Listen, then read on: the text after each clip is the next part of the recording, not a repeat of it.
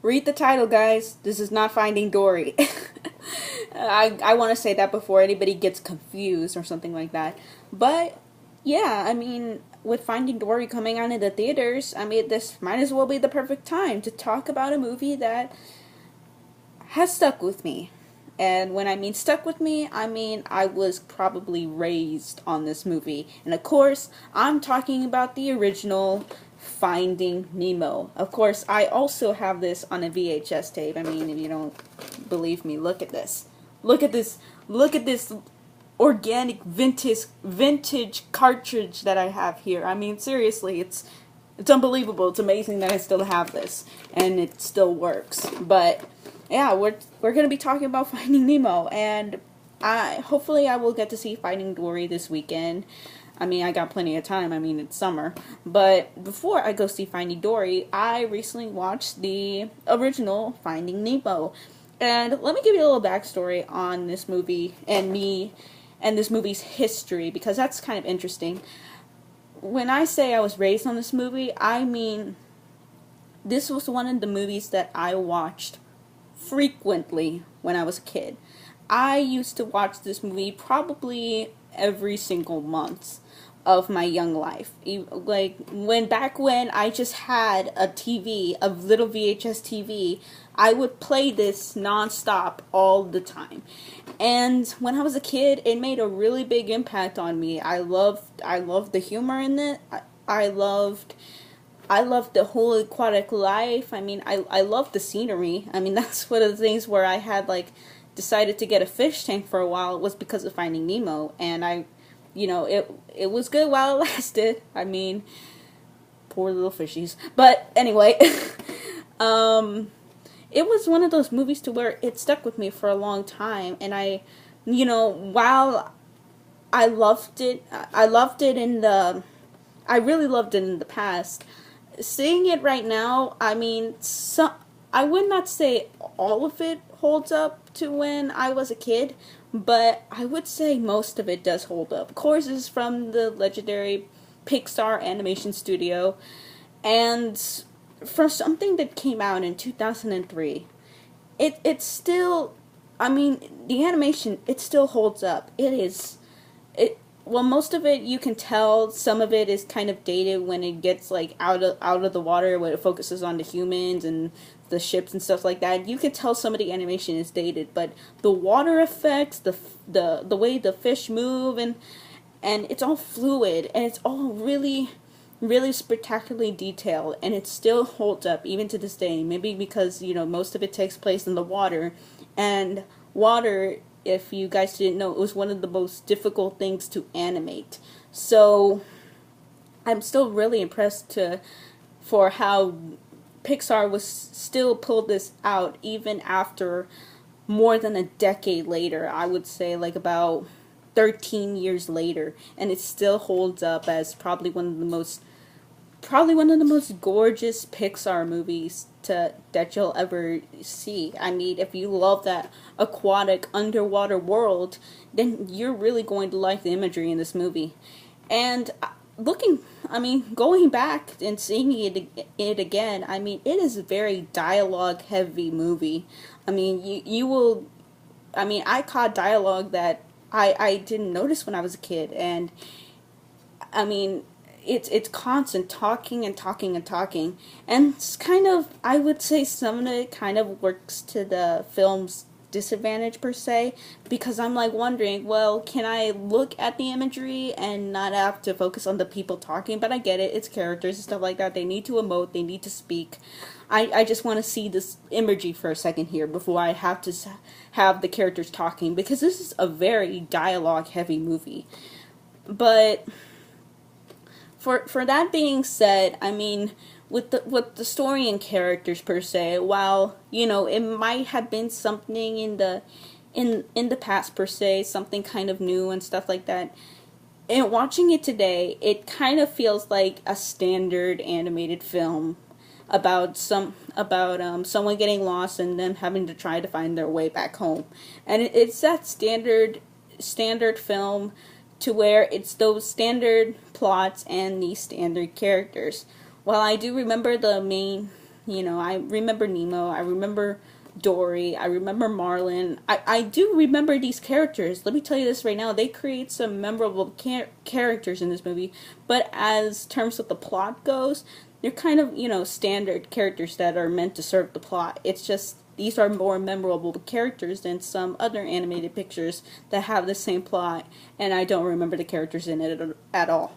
So, in terms of what I should give, in terms of, I'm not going to let nostalgia sway me from my opinion that I have right now. Even though I grew up on this movie, I still kind of feel like I need to give it the respect right now that I need, judging it based on the fact that I watched it, like, pretty much, recently, and seeing it again. It's nice to go back to those, nostalgic moments again. I mean, the funny moments in there are still pretty funny, but I mean, seeing it right now, I can tell when it's like, slow on some parts, when it's too dialogue heavy, when I just want to let the atmosphere breathe, and when I just want to hear the music too, because that was one thing that I really admired, even when I was a little kid, about the score in this, because it's just such a smooth, calm score, and it's really beautiful to listen to.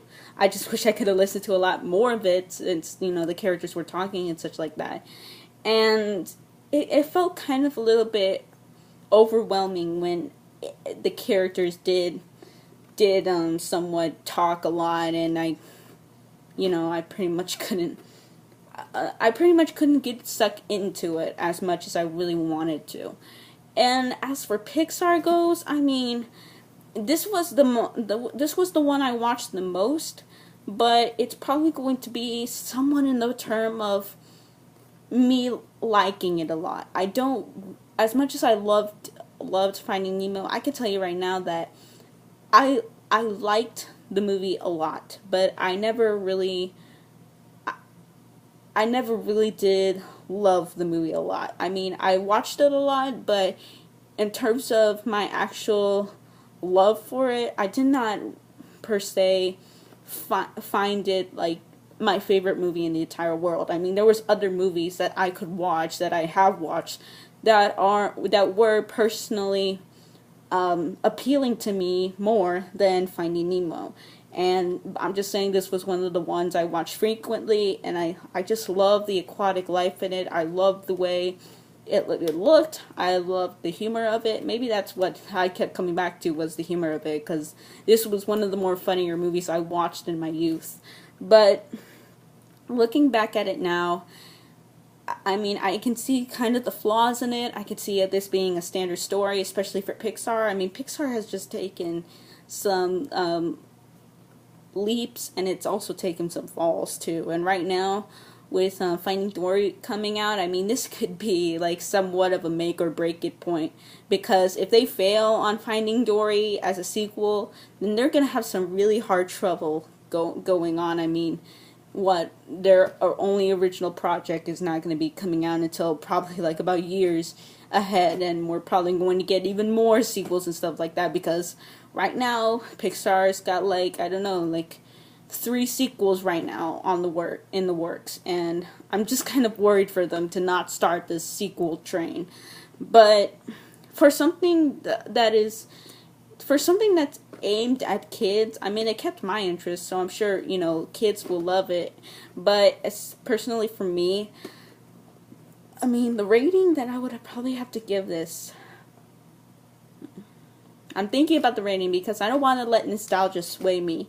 But in terms of ratings that I have to give it, I mean, this is not one, for me personally, this is not one of the best Pixar movies, but in terms of,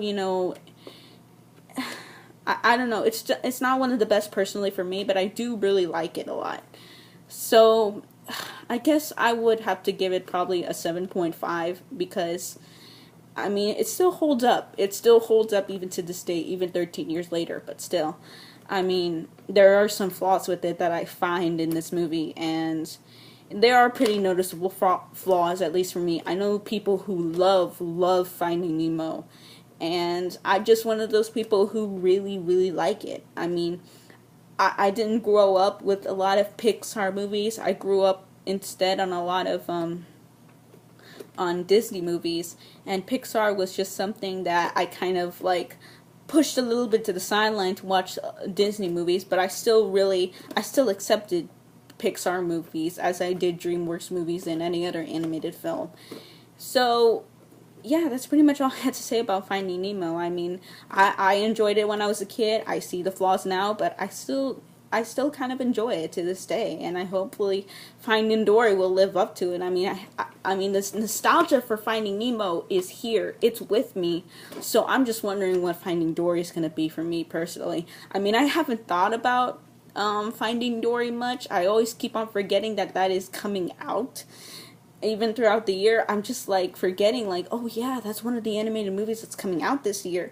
But now that I've watched Finding Nemo, I'm really curious to see how they're gonna pull off a sequel to Finding Nemo, because it ended on a pretty good note, and I don't want to see that being ruined. So yeah, that's pretty much all I had to say, guys. I know I seem kind of out of breath in this episode, and that's because, well, like right now I've just been talking so much that it knows it's in my voice. You can sense it in my voice. But hopefully hopefully I will be better to talk about Finding Dory Finding Dory when it comes out. So as always, JC Animation Critic out, and I will see you guys later for the sequel, and take care.